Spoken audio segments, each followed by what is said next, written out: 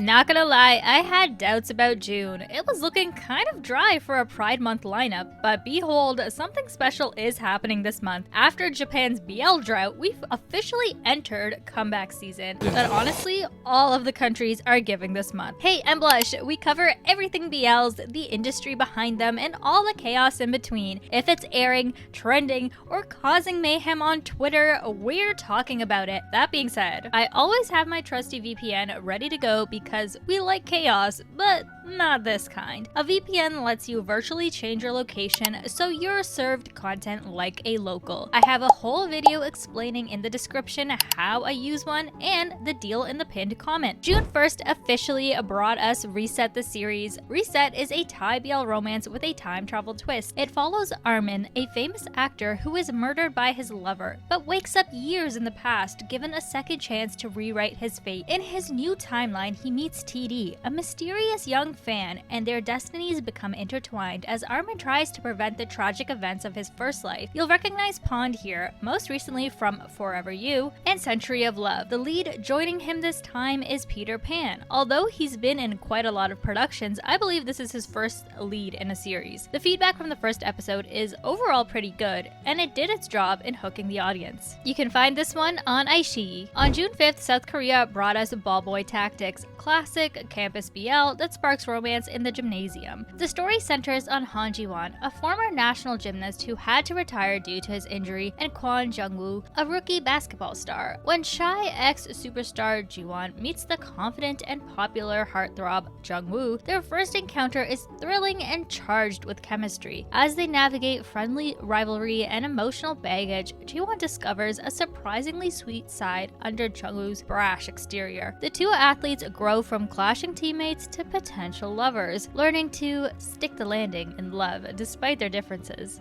This one is based on a web novel by the same name, and you can find it on iQIYI with a total of 8 episodes. First step this month from Japan is a sequel to a BL special, I Became the Lead in a BL Drama, that aired at the end of 2023. The title speaks for itself. Boys act as BL leads. They fall in love. Now, about a year later, the sequel picks up after their happy ending, following the couple as they navigate life as boyfriends. Expect even more heart-fluttering domestic romance with new characters entering to test their bond, including managers, idols, and siblings. Is this about to turn into a love hexagon or what? The first special episode dropped Christmas Eve 2023, followed by a 3-episode special on New Year's Day 2024. And now you can find the 6-episode series on GaGaOOLala starting June 13th.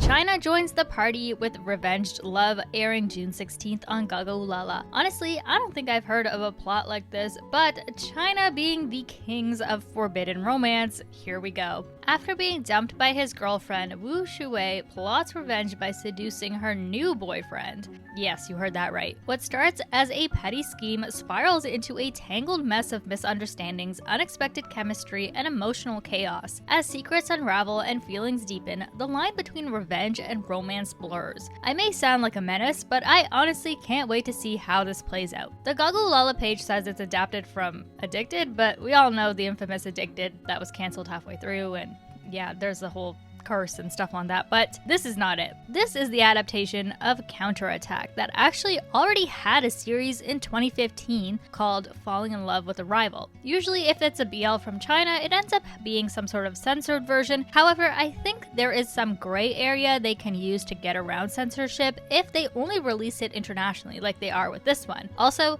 24 episodes, sign me up.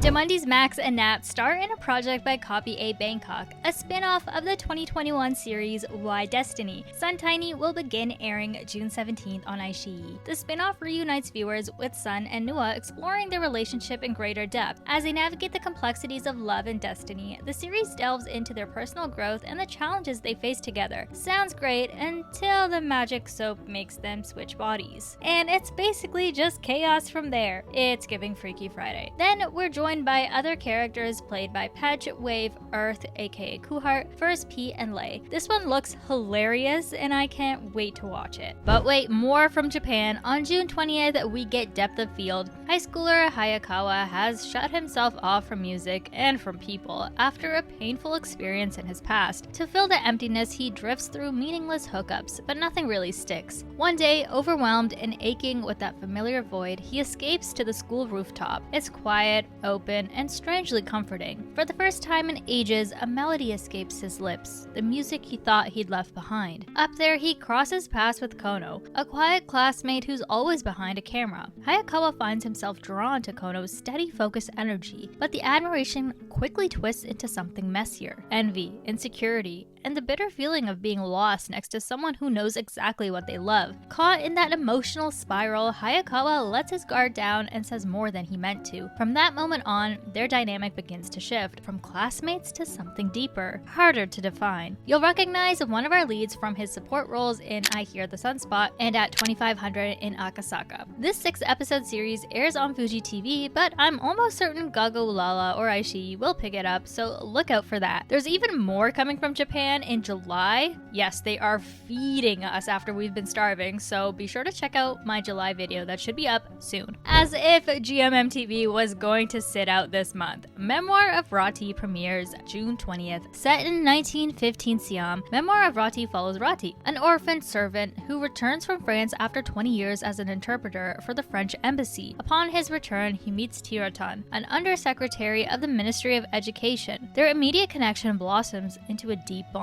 but societal norms and class differences force them to conceal their relationship. The series also explores the love story between Mek, a manual laborer, and Nainoidet, highlighting the challenges faced by couples from differing social standings. You guys, this is great in Uboom in a period BL. Back when it was announced at the 2025 lineup event, it was immediately in my top 5. I cannot wait for this. The Philippines brings us Love at First Spike sometime late June. This is a coming-of-age sports BL set in the vibrant world of high school volleyball. The story follows a young student athlete who, after an unexpected turn of events, finds himself switching from basketball to the boys' volleyball team, and possibly finding love in the process. As the characters experience their high school firsts, first love, first heartbreak, first big win, they also confront social pressures and challenge gender norms in sports. Find this one on I Want TFC's YouTube channel. Hey, welcome to Blush Hour. Not really an hour, but a couple of minutes where we just talk and catch up. My most anticipated series I look forward to at the moment is none other than Knockout. Yes, WeTV has kept me glued to their platform even after Top Form ended. I'm actually enjoying Pit Babe 2 a lot as well, literally dying for Kenta and Kim's arc to arc. Same for North and Sonic. Other than that, I don't know why Willie is supposed to be evil, but I low-key want a happy ending for him. Also, all I see is IN from Stray Kids with a dash of Ty. Oh my god, the resemblance. I'm also watching The Bangkok Boy. I might have a couple of episodes to catch up on now though. Not going to lie, I took a bit of a break from BL in May and just binged some anime for a bit, and it's funny because May was the most insane month for BL. Maybe I was too overwhelmed with all of what was happening, but I'm glad in a way because I got so many gems to binge now. Also, how are you guys liking The Next Prince? I've only watched 2 episodes so far, so I don't have much of an opinion besides that it's pretty to look at and the budgeting is doing its thing. What's your series you look forward to most every week?